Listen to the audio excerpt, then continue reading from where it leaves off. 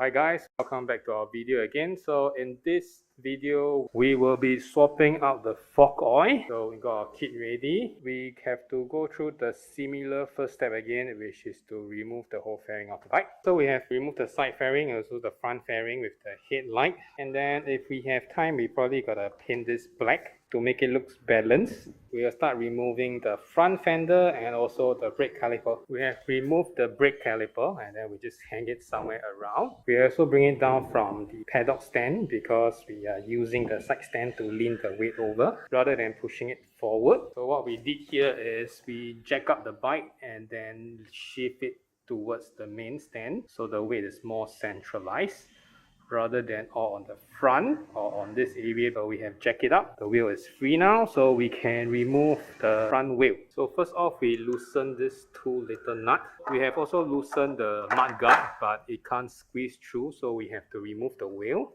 Okay, we loosen this two bolt in order to loosen this part, where you can use a 22mm socket to loosen it.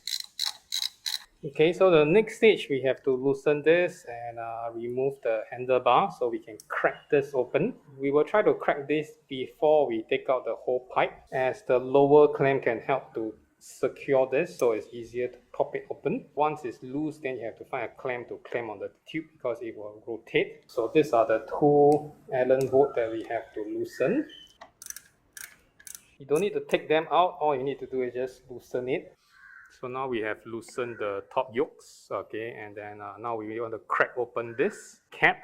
So we just cracked it open. Before we remove the whole thing, we just label the left and the right and also the gap between this top stem. Make sure they are equal, so later on when you put it back, you know how to put it back. So this is really crack open, you see a gap here. So it will be easier to crank later on. So right now we are ready to jack up and then also to remove the front wheel. Okay, we just need to jack up to the extent that the wheel is not touching in order for us to redraw out from the front axle. Okay, so this is the axle. Okay, and this is the front wheel. And probably you gotta wash the mudguard, it's pretty dirty inside. So now we can crack open this two bolts to slide out the whole fork.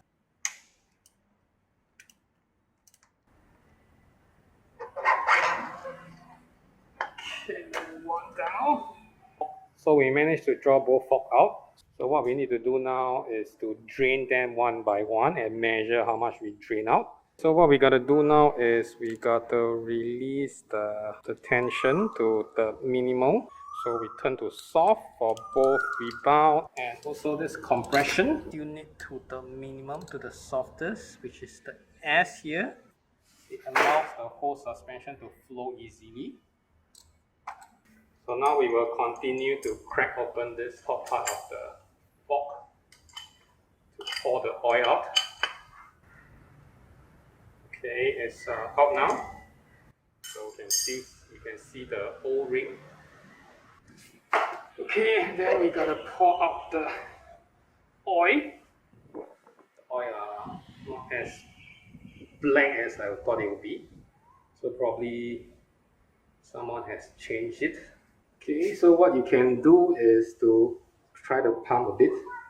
You might be able to squeeze a few more drop out. We are trying to get as much oil out from the fork as possible without stripping down the whole thing. Based on the service manual, it stated the fork oil capacity is 408. Here we pretty much get about 390, somewhere there. So it's pretty close. And so we gotta just fill it back with the right amount, which is about 375, I guess. Just cut the oil and then we clean up the beagle. We now need to pour the fresh oil. So we just go back to the previous level and add a little bit more because we drip a few drip onto the floor. So that's about it. So we got to pour it back inside. Okay, the reason why we chose a weight 15, the factory spec is actually a weight 5 if you're using the stock oil. If you are not, then based on our research, the Maxima 10 is about the same. Now we are using a weight 15. thin because I'm slightly heavier, I guess. And the fork oil grade actually varies from brand to brand. So if you're using the Maxima, it should be weight 10. We just upgraded it 1 point higher, so to make it slightly stiffer. But the good part is that this is a fully adjustable suspension. So if it's too hard, we can die down, so no issue. So we can pour in all the 300, about 75 ml. So right now we just need to pump it to remove all the air out. Make sure that you don't hear any like a gulping sound, the air bubble.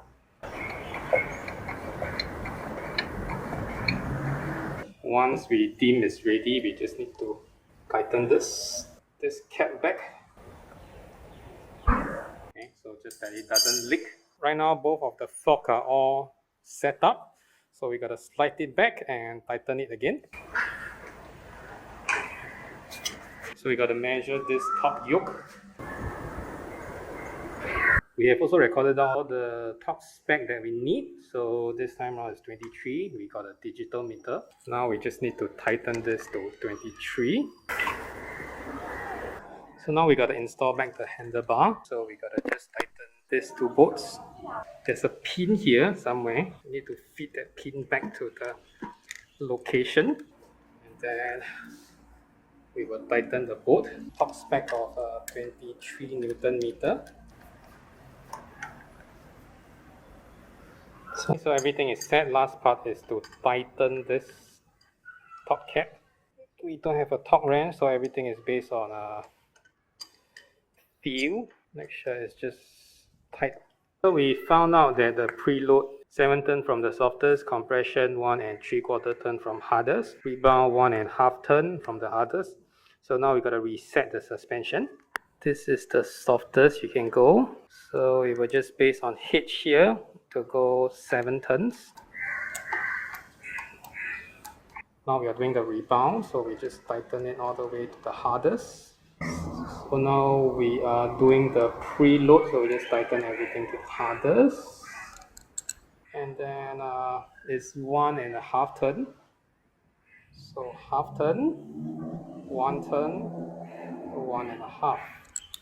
Okay. And then now we are adjusting the compression, so we push it to the hardest, and then just 1 3/4. So started from here, half a turn, 1 turn, and then another half, a 3/4.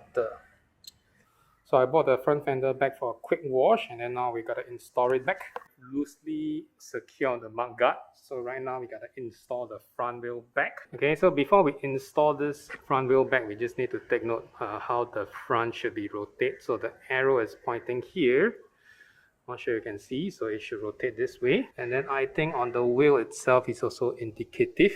So on the wheel, you see this arrow pointing downwards, so it rotates this way. Roll in the tires, put this axle back. Okay, we're trying to align the wheel axle back, and then we screw in this bolt first to keep it in place. Now we will tighten the mud guard. So now we gotta tighten this to 100 Newton meter. And then this two at 23. Okay, so now we gotta torque back the brake caliper at 35 Newton meter. Alright, so we have loosened out and taken out the clutch cable on the clutch lever. We gotta clean it up, and then we gotta sand it. So we have used the brake cleaner to clean off the grime. So now we use a sandpaper to prep the surface for spray paint.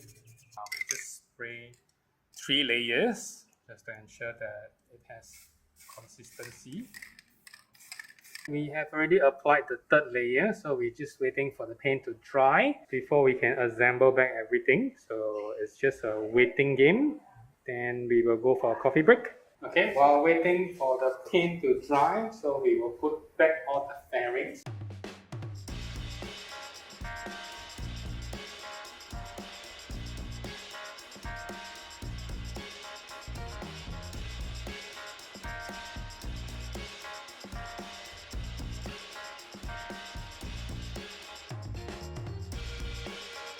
Okay, so currently this is dry. So alright, installation is back, done. I guess everything should be working as per normal, but we will go out for a test ride with the new oil and see how it goes.